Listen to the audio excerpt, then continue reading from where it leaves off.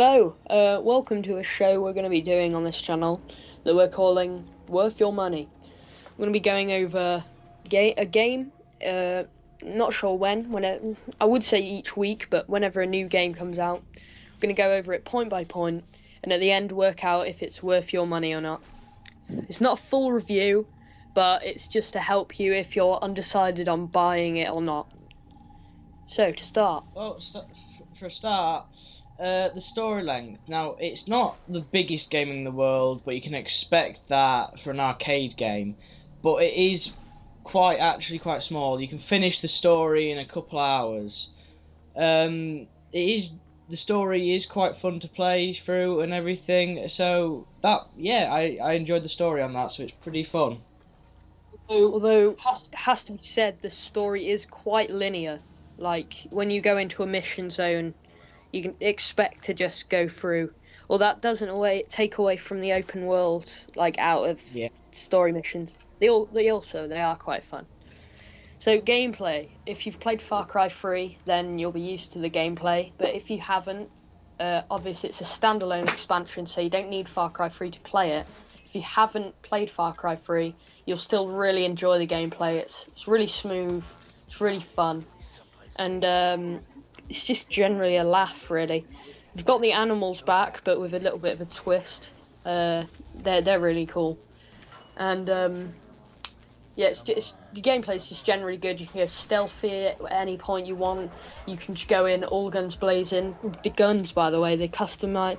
There's not as many as Far Cry 3, but you can customize them a lot. And when you have a quad-barreled fire shotgun, you just feel like a badass. It's so cool. Yeah, pretty fucking fun.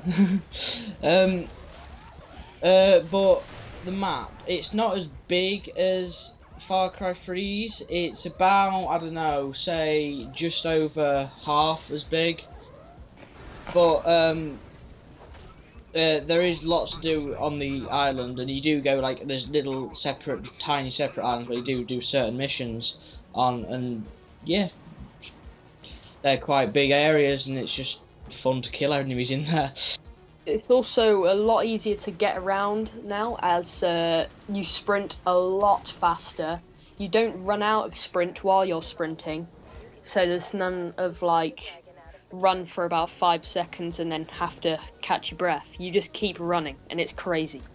There's no falling damage, much like Borderlands 2, and you can breathe underwater infinitely, so they've just gone crazy with it. You have a lot of fun playing it because of this as well.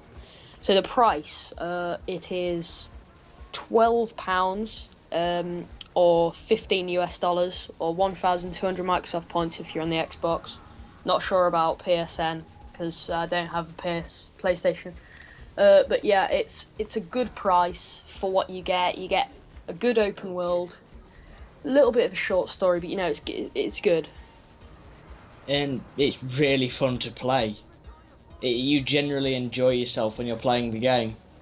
It's just, there's plenty of ways to play it, and even when you do each of those, you never really get bored of it. You can go back to it and just play it all the way through again. There's so many collectibles as well. There's not.